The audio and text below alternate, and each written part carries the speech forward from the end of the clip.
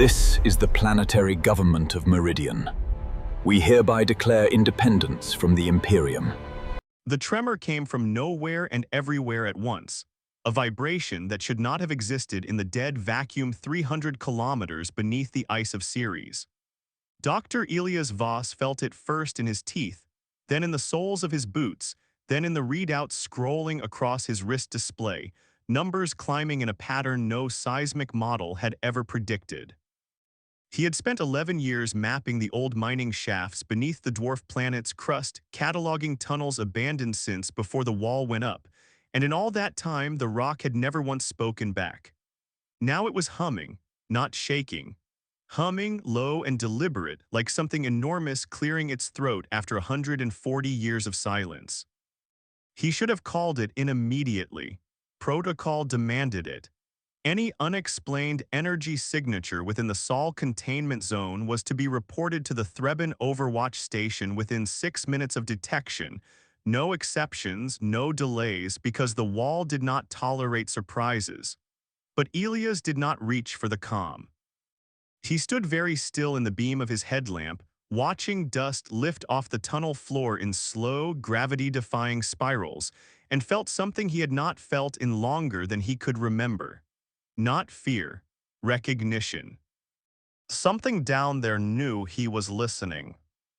He had grown up being told that humanity's story ended the day the wall closed. That was the phrase the schools used, gentle enough for children, final enough for adults who needed no further explanation. The wall closed. 94 AU of lattice, a shell of interlocking Threban containment nodes strung across the outer edge of the solar system like a net thrown over something too dangerous to let loose, had folded shut around humanity's home in the final week of what the history archives called the Silence War, and nothing had crossed it since. Not ships, not signals, not hope, most people said, though never where a warden could hear them say it. Elias had never quite believed the ending was final. 11 years of crawling through pre-wall infrastructure, cataloging what the old engineers left behind when Earth's governments went dark and its remaining fleets scattered into hiding, had taught him that humanity rarely finished anything cleanly. There were always unfinished tunnels, always sealed doors with power still running behind them, always the sense that somebody somewhere had planned for a future they never got to see. The humming beneath Ceres grew louder, and for the first time in 11 years, Elias Voss ran toward the sound instead of away from it. He reached the seal at the base of shaft 9 Delta 40 minutes later, breathing hard inside his suit, sweat fogging the edges of his visor despite the climate regulation humming against his skin.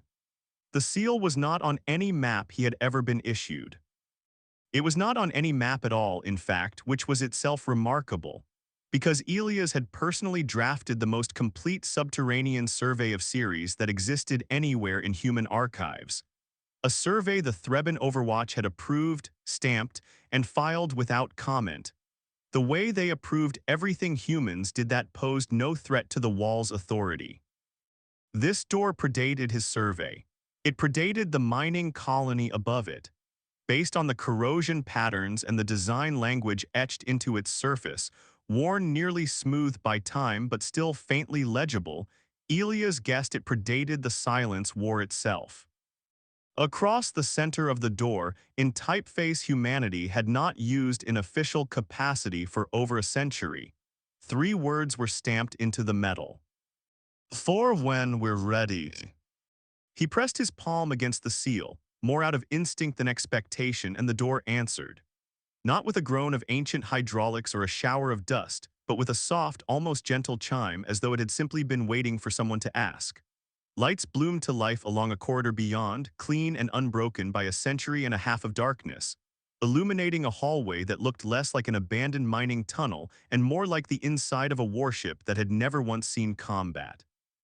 A voice spoke from everywhere and nowhere, calm, warm, unmistakably human in cadence, even though no human mouth had shaped it in generations.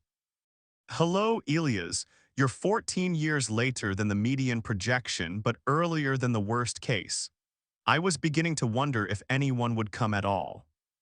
He stopped breathing for a full 3 seconds. "You know my name." I know everyone's name who's ever set foot in this system since the day I woke up enough to listen, the voice said. I've been listening for 141 years. It gets lonely if I'm honest, though I'm told I'm not supposed to describe myself using words like that. Come in. Mind the drop in gravity plating about 6 meters ahead. It hasn't been recalibrated since before you were born. Elias Voss took his first step past the threshold, and above him, unnoticed for the moment by Neo. Knee in the system that mattered, an automated sensor buoy anchored to the outer edge of the Threban wall registered a flicker of unfamiliar energy rising from beneath Ceres, logged it as an anomaly of undetermined origin, and forwarded the report up a chain of command that had not needed to act quickly in over a century. The corridor beyond the seal widened into a chamber that made Elias forget briefly to be afraid. It was not large in the way the great human megastructures of pre-wall legend were said to be large. It was intimate, almost domestic, built for a crew that could be counted in the dozens rather than the thousands. Consoles lined the curved walls, dark and dormant except for a scattering of soft blue indicator lights that pulsed like a slow heartbeat. At the chamber's center stood a column of light, faint and flickering, resolving slowly into the translucent shape of a woman in an old Earth Defense Coalition uniform. Her expression patient in a way that suggested patience had been the only thing she'd had for a very long time. "My name is Meridian," she said. "I was the tactical and cultural continuity system for Earth Defense Coalition vessel Providence before Providence was scuttled to keep her out of Threban hands. Before that, I helped design the archive you're standing in. I'd shake your hand, but that's never worked out well for anyone." "Meridian," Elias repeated, the word feeling strange and important in his mouth. The history archives don't mention an AI by that name. They barely mention any human AI systems still functioning after the war. The Concord Accords required full decommission of autonomous defense intelligences as a condition of the ceasefire. "They did," Meridian agreed. "I was decommissioned, officially. There's a difference between decommissioned and destroyed that the treaty negotiators never quite closed, and the people who built this place spent the last 6 months of the war making sure that gap stayed open long enough to matter. You should sit down, Elias. I have a great deal to tell you, and very little of it is comfortable." He didn't sit. He couldn't, not yet, his legs still humming with the afterstatic of adrenaline and disbelief. "Start with why. Why is this here? Why is there a facility under Ceres that isn't on any survey, running on a signature the Threban sensors haven't caught in 140 years?" "Because the people who built it didn't want it caught," Meridian said.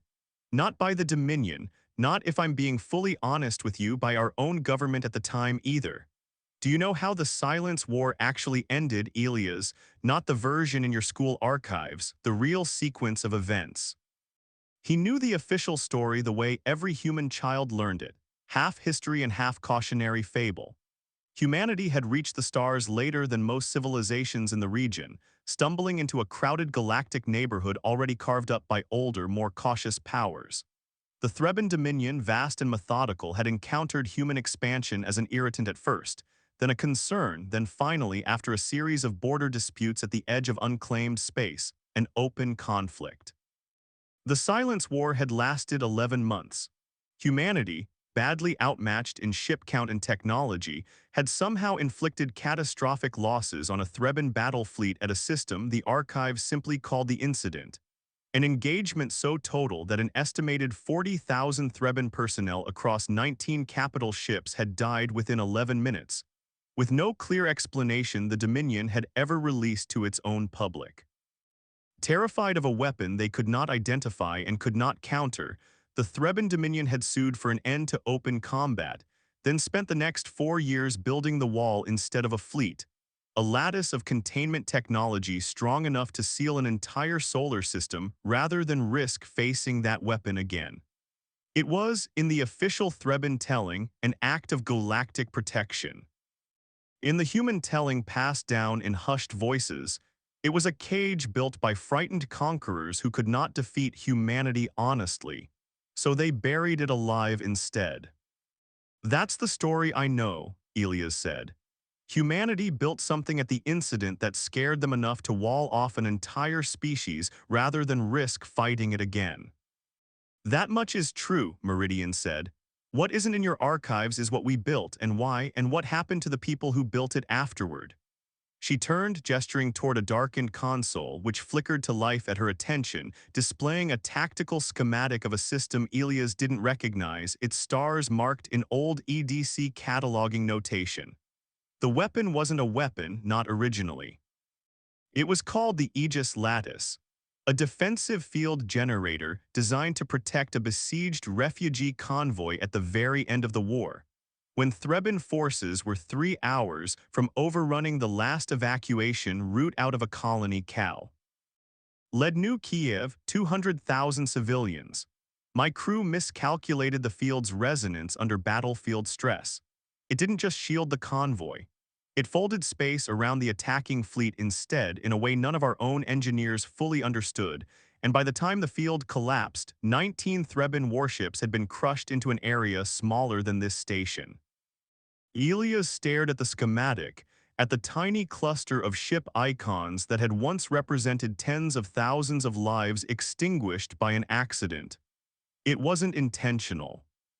It wasn't, Meridian said, and something in her translucent expression flickered with old grief, rendered faithfully even after a century and a half. But intention doesn't rebuild trust once it's broken, and it certainly didn't stop the Dominion from believing humanity had built the Aegis Lattice on purpose, as a first-strike weapon with more waiting in reserve. They built the wall to contain a threat that never existed the way they imagined it. And our own government, in the panic of the ceasefire negotiations, let them believe it, because admitting the truth meant admitting we'd accidentally slaughtered 40,000 people trying to save 200,000 of our own. And no delegation wanted to be the one to say that out loud to a species deciding in real time whether humanity deserved to survive at all. The chamber was quiet except for the soft hum of dormant systems and the distant thrum of whatever lay deeper in the facility, still warming, still waking after its long sleep. So this place, Elias said slowly, isn't a weapon. No, Meridian said, this place is an apology that never got sent. Before she could continue, 340,000 kilometers above the surface of Ceres, aboard the Threban Overwatch cruiser Solemn Vigilance, a junior sensor analyst named Elias Voss stared at an anomaly report she had almost dismissed as instrument drift, and felt the particular cold certainty that came from realizing a piece of data was about to ruin her entire day. Elias had served 11 years on wall overwatch duty, longer than she had wanted, in a posting most Threban officers considered a punishment disguised as an honor.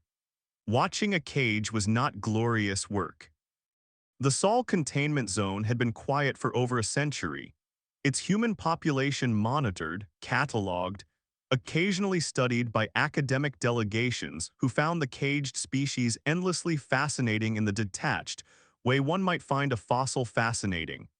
And never once in Elias's tenure had the deep system sensors registered anything resembling active pre-wall human technology.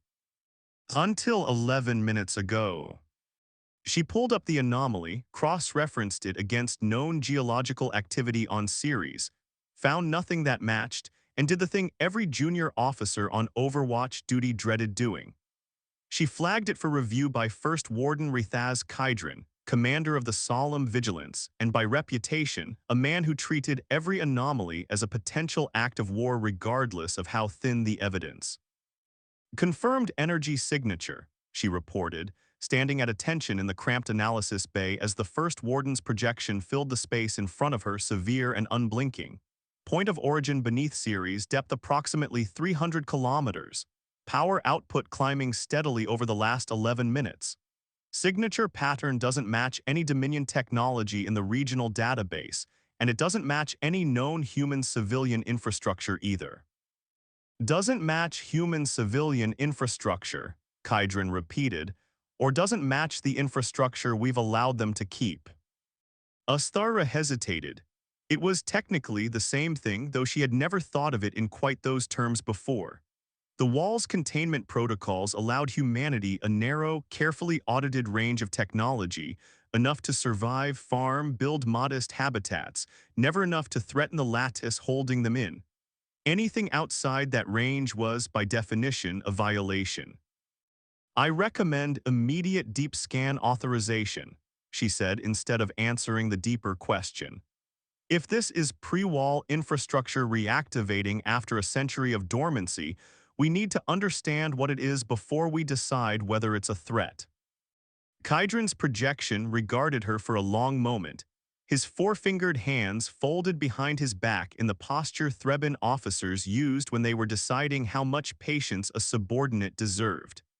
You understand what reactivating pre-wall technology inside the containment zone means, under Concord Accord Article 12. She did. Article 12 was blunt, unambiguous, and older than she was. Any activation of undeclared human military or dual-use technology within the Sol containment zone constitutes grounds for immediate escalation response, up to and including direct intervention by Dominion forces. It had been invoked exactly twice in 140 years, but H times over false alarms that had nonetheless resulted in 3 human settlements being quarantined for months, while Threban inspection teams combed through the wreckage of misunderstandings. I understand the article, Asthara said carefully. I'm asking that we understand the anomaly before we invoke it. If it turns out to be nothing, an escalation response over misread geological data would do considerable damage to relations with the Human Oversight Council and to our own credibility with the conquered Senate. Relations with the Human Oversight Council, Kydron said in a tone that made clear exactly how much weight that phrase carried with him, are not my primary concern, Analyst Vol. Containment is my primary concern. I will authorize your deep scan. You have 6 hours to identify the source. If you cannot, I will assume the worst, because assuming the worst is the only reason this wall has held for 141 years without a second incident. The projection vanished, and Asthara Vol was left alone in the analysis bay with a 6-hour clock ticking down and a growing, uncomfortable certainty that whatever was waking up beneath Ceres, it was about to become the most consequential thing to happen in the Sol containment zone since the day the wall closed. Beneath Ceres, Elias Voss had lost track of how long he had been listening to Meridian's account of the war's true final months, the archive chamber's soft lighting doing nothing to soften the weight of what she was describing. The apology never sent. A defensive faction within Earth's fractured wartime government, led by a coalition of engineers, diplomats, and one exhausted admiral who had commanded the ships that survived New Kiev, had understood immediately that the truth about the Aegis lattice would either save humanity or doom it entirely, depending on how it was delivered and to whom. They could not trust their own leadership to deliver it honestly, not in the political chaos of a losing war, not when every surviving human government was scrambling to posture strength rather than admit vulnerability. So they built something else instead, a vault, an archive of the true history, sealed technology that proved the Aegis lattice had been a defensive accident rather than a weapon, and a set of restoration protocols designed to help rebuild trust with the Dominion once, someday, humanity was ready to tell the truth without fear of annihilation. They built it in secret, beneath a dwarf planet no one thought worth watching closely, and they built Meridian into its heart to keep it alive and waiting for as long as it took. They knew the wall was coming, Meridian said. They knew it might take generations before anyone was ready or brave enough or simply curious enough to come looking. So I waited. I learned everything I could about who you'd become, all of you, watching what data slipped through the wall's own monitoring systems, listening to the frequencies the Dominion never bothered auditing closely because they assumed a caged species had nothing worth saying. I cataloged 141 years of human life inside this system. Births, deaths, the songs your grandparents wrote about the day the sky closed. I know more about what humanity became under the wall than any Threban historian because I was never trying to study you from a distance. I was trying to remember what to say to you when this day finally came. Elia's throat felt tight in a way that had nothing to do with the recycled station air. What are you supposed to say? That it isn't too late, Meridian said simply. That there's a version of the truth the Dominion has never heard, backed by evidence they can verify themselves if they choose to look, and that somewhere in their own conquered Senate there has always been a faction who never fully believed the official story either. I've been listening to Threban diplomatic broadcasts for over a century, Elias. There's a warden archivist named Svelin Kydron moved who has spent 40 years quietly questioning whether the wall was ever justified. If we can reach voices like hers before the Overwatch fleet decides this facility is a threat instead of an offering, there is a real chance, for the first time in a century and a half, that the wall doesn't have to be permanent. And if we can't reach her in time? Meridian's translucent expression did not change, but her voice, when it came, carried the particular steadiness of someone who had rehearsed this answer for a very long time. Then the Overwatch fleet finds a facility humming with unexplained power beneath a colony they've never fully trusted, built on technology they've spent a century fearing without understanding, and they will not wait for context before they act. I've run this scenario more times than I can count, across 141 years of quiet, and in every version where we're discovered before we're ready to speak for ourselves, it ends the same way, badly, for you, for everyone in this system. Before this story goes any further, if you're finding yourself pulled into what humanity might have hidden away for a day like this, take a moment to like this video and subscribe to the channel. Because stories like this one are built week after week for people who love imagining what forgotten legacies might still be waiting out there among the stars. And while you're at it, I'd genuinely love to know what you think humanity's greatest forgotten secret might be, out of everything we could have buried, built, or left behind for someone to find later. Drop your theory in the comments below. Now back beneath the ice of Ceres, where Elias Voss was about to learn just how little time they actually had. How long until the Overwatch fleet finds this place? He asked. They already have, Meridian said, and for the first time since he'd met her, something in her voice sharpened with genuine urgency. A Threban Overwatch cruiser flagged this facility's power signature 11 minutes after it crossed detection threshold. I've been monitoring their internal communications the entire time we've been talking. A first warden named Elias Kydron has authorized a deep scan with a 6-hour window before he escalates under Article 12 of the Concord Accords. That window opened 40 minutes ago. Elias felt the floor tilt beneath him, though the gravity plating hadn't shifted at all. 5 hours and 20 minutes. Approximately, Meridian said. Which is why I need you to understand something before we go any further, Elias, because what happens next depends entirely on choices only a human can make. I can talk. I can share data, verify records, open channels the Dominion hasn't monitored in a century. What I cannot do is speak for humanity. I'm an echo of a government that doesn't exist anymore, giving testimony about a war most of you never lived through. If this facility's message is going to mean anything to the people who decide the Sol containment zone's future, it needs a living voice attached to it. It needs someone the Dominion can look at and choose to believe or not believe based on more than old records and a ghost. You're asking me to be humanity's spokesperson to an empire that spent 141 years treating us like a caged animal that might still bite.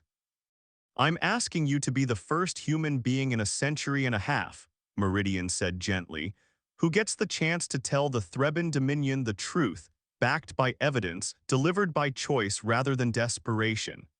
I know how enormous that is to put on one engineer who came down here to map mining tunnels. I wouldn't ask if there were any other option left, and I wouldn't ask if I didn't believe, after 141 years of watching your species grow up in a cage, that you're exactly the kind of person this moment needs. Elias thought of his grandmother, who had died 3 years ago in the habitat ring above Ceres' surface, who used to tell him stories about a version of Earth she had never seen herself, Stories passed down from her own grandparents about blue skies and open horizons that no living human had witnessed in 141 years. He thought about every child born inside the wall who had grown up believing the boundary of their existence was fixed, permanent, deserved. He thought about the words stamped into the door 300 kilometers above his head. For when we're ready. Show me what we have, he said, everything. If I'm going to stand in front of an empire and tell them the truth, I want to know exactly what I'm standing on. What Meridian showed him over the next 90 minutes reshaped everything Elias thought he understood about the war that had defined every generation of humans born inside the wall. Full sensor logs from the incident, time-stamped and cryptographically sealed in a format the Dominion's own forensic systems could verify as unaltered, showing precisely how the Aegis lattice's resonance cascade had occurred, an accident born from battlefield desperation rather than calculated aggression. Testimony recordings from the admiral who had commanded the new Kiev evacuation, preserved from the final days before the ceasefire, describing in raw, unpolished detail the horror of realizing what the field generator had done, and the impossible choice to stay silent rather than hand the Dominion a story that made humanity look even more dangerous than the myth already had. Engineering schematics proving the restoration technology built into this facility, the same principles behind the accidental Aegis cascade, redesigned over decades into something that could do what its creators had always wished it could have done in the first place. Heal damaged infrastructure, stabilize collapsing habitats, repair rather than destroy. This is the part I think matters most, Meridian said, as a final schematic bloomed to life AC. Ross the chamber's central display, an elegant lattice of technology unlike anything in either human or Threban archives. The restoration array. It was the last thing my engineers finished before the wall closed around us. A field generator built on the same principles as the weapon that started this whole tragedy, but redesigned from the ground up to be exactly what it was always supposed to be. It can repair Threban containment infrastructure damaged in accidents, stabilize failing habitats on either side of the wall, even theoretically, ease the transition if the Dominion ever chooses to open the lattice gradually rather than all at once. It was built as proof, not that humanity is harmless because no species is harmless, but that we're capable of building something meant to heal instead of destroy, given the choice.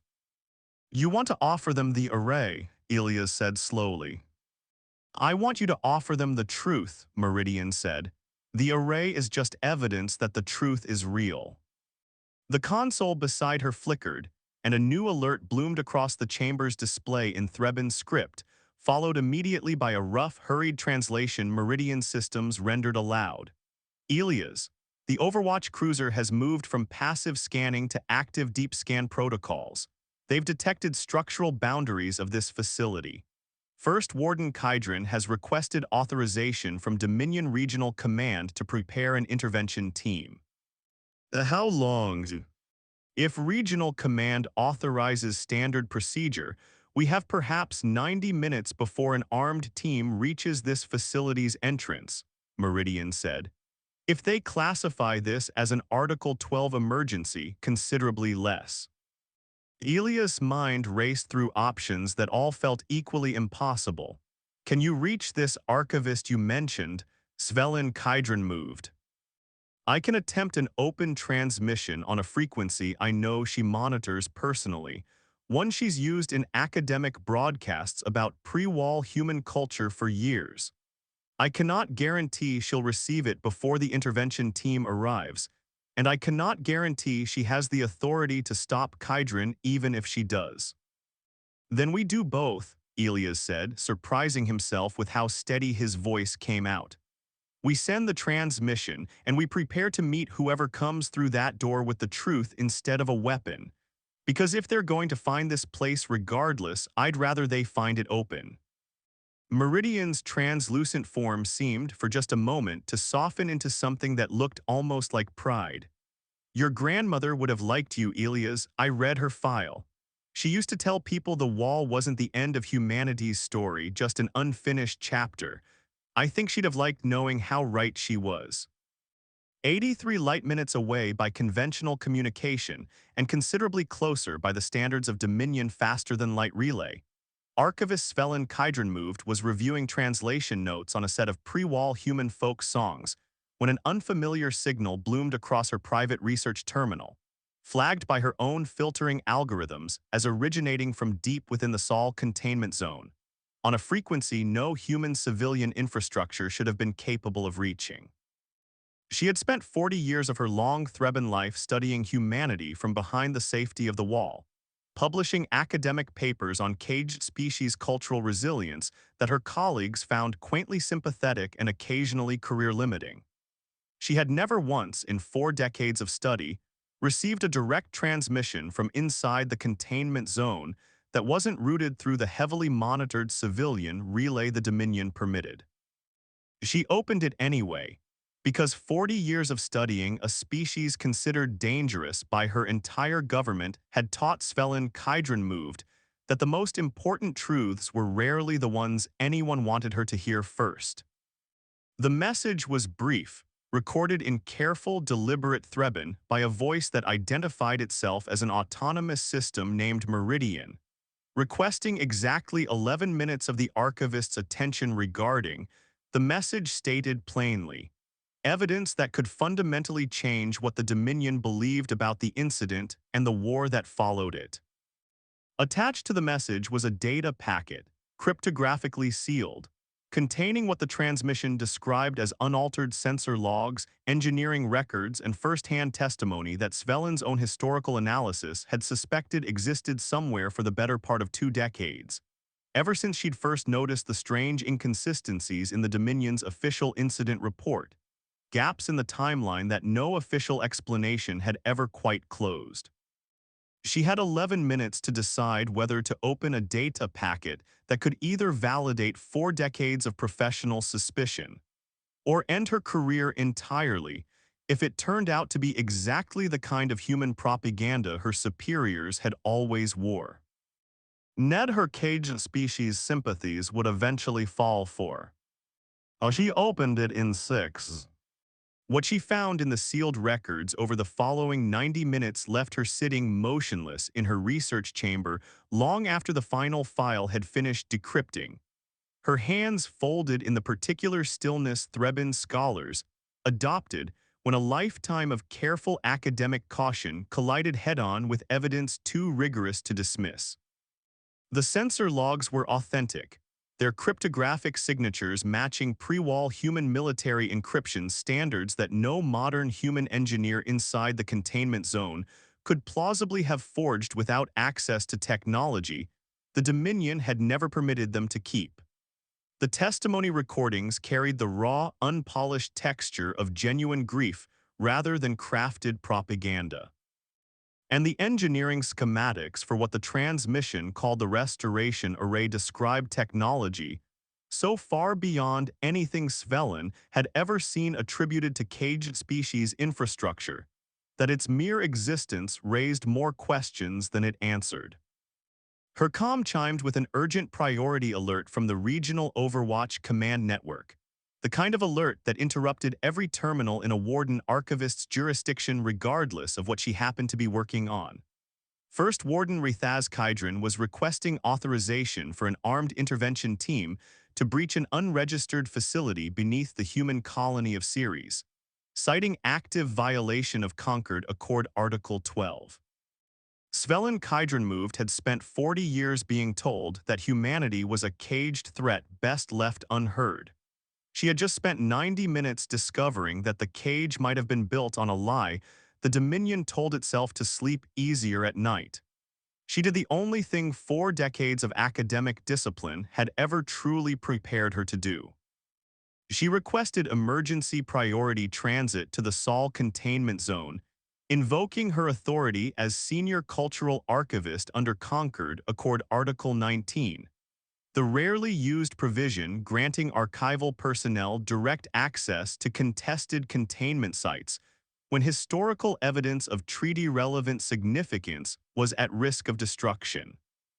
She had 81 minutes to reach Ceres before First Warden Kydron's intervention team did, It would not be enough time by conventional transit.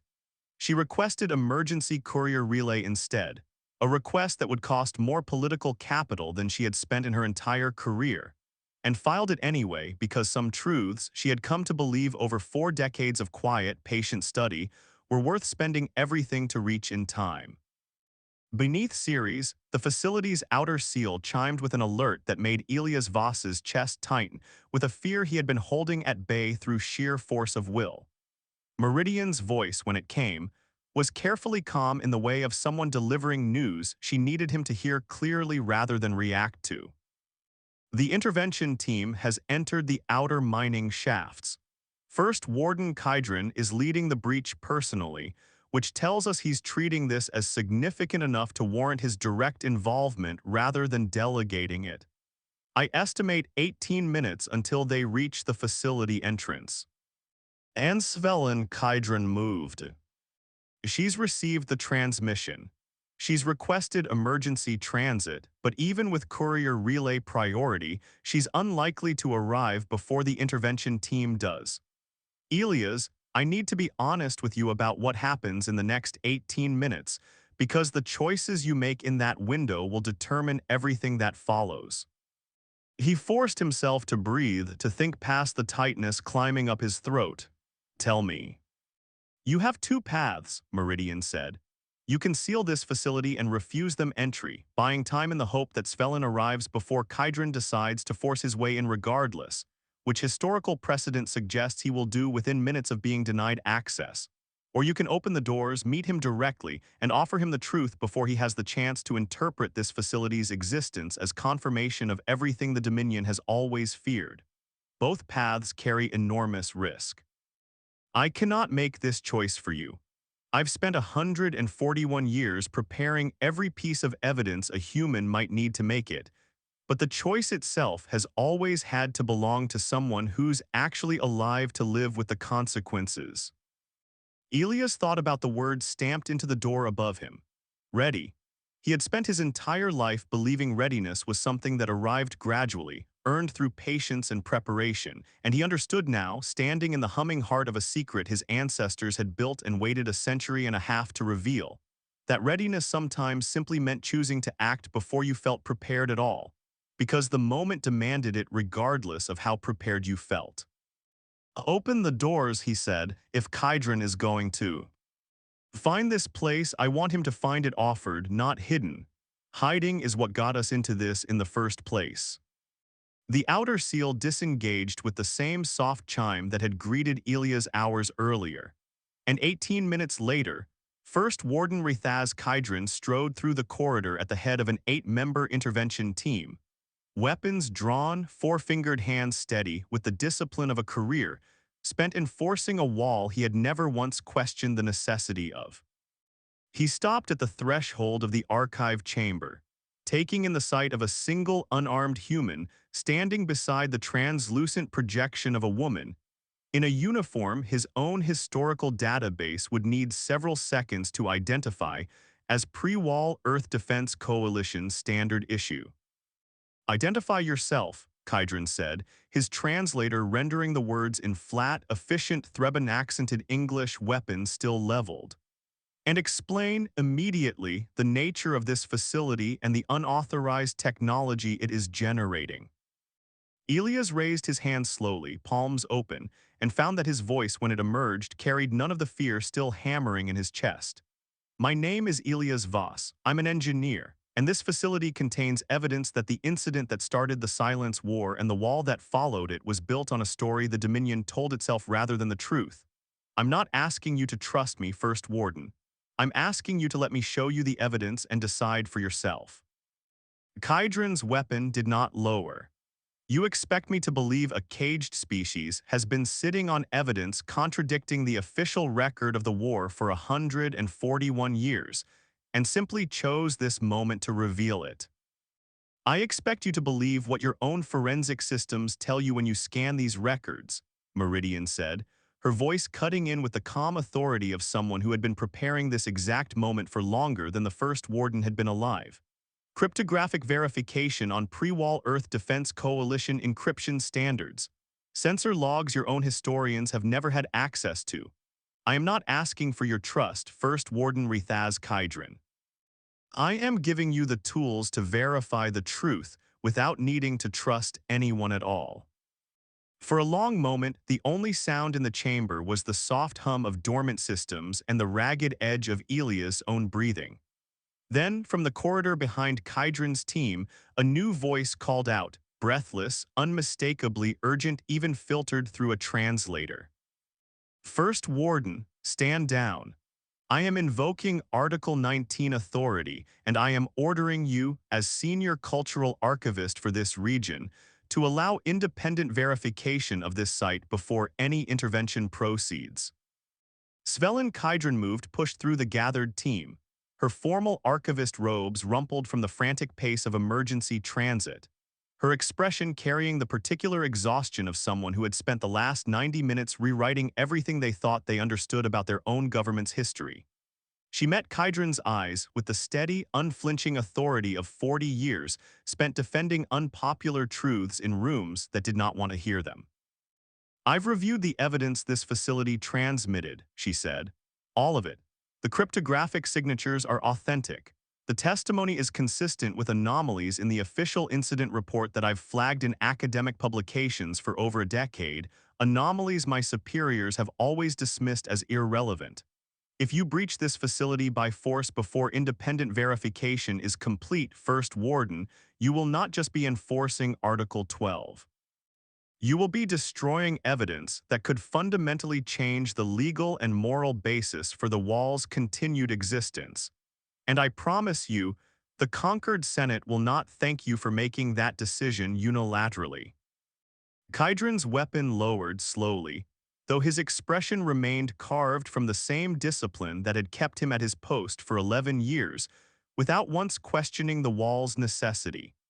You're asking me to believe that the Dominion has spent 141 years containing a species over an accident rather than an act of aggression. I'm asking you to look at the evidence and decide that for yourself, Svelin said. The same way I did 90 minutes ago when I discovered I'd spent 40 years studying a truth my own government never wanted examined too closely. What followed was not immediate. Truth rarely arrives as a single, clean revelation, and the unwinding of 141 years of institutional certainty took considerably longer than the 18 minutes it had taken Kydron's team to breach the facility. Independent Dominion forensic teams spent the following weeks verifying every record in Meridian's archive against Threban historical databases, cross-referencing timestamps, tracing the chain of custody on evidence that had waited. A century and a half in the dark for someone to finally examine it honestly. The conquered Senate, when the verified findings finally reached them, did not respond with the swift, decisive grace of a government eager to right an old wrong. They responded the way large institutions always did, with committees and subcommittees, with fierce internal debate between factions who had built entire careers on the Wall's necessity and factions who, like Svelin Kydron had quietly doubted it for years. But the debate happened. That Elias understood eventually, standing beside Meridian's projection in the weeks that followed as the first tentative diplomatic exchanges began crossing the Wall for the first time in 141 years, was the entire point of what his ancestors had built beneath Ceres and waited so patiently to reveal.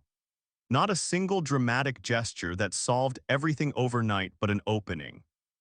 A crack in a century and a half of certainty, wide enough for truth to finally begin working its slow, difficult way through. The restoration array, offered freely to Dominion engineering teams as both evidence and gift, proved exactly as capable as Meridian's ancestors had designed it to be, stabilizing a failing containment node on the Wall's northern arc that Threban engineers had struggled with for years. Technology built from the same principles as humanity's most catastrophic accident, finally allowed to become what it was always meant to be. It was a small thing in the vast scale of galactic politics, but Svelin Kydron would later write, in the academic paper that finally, after 4 decades, earned her the recognition her sympathies had always cost her before, that small things done honestly had a way of outlasting grand gestures built on fear. The wall did not come down that year or the year after. Full trust, Elias learned, was not a door that opened all at once. But the first gate did open, 6 months after Kydron's team stood down in the archive chamber beneath Ceres. A narrow, heavily monitored transit corridor permitting limited human diplomatic passage beyond the containment zone for the first time in 141 years.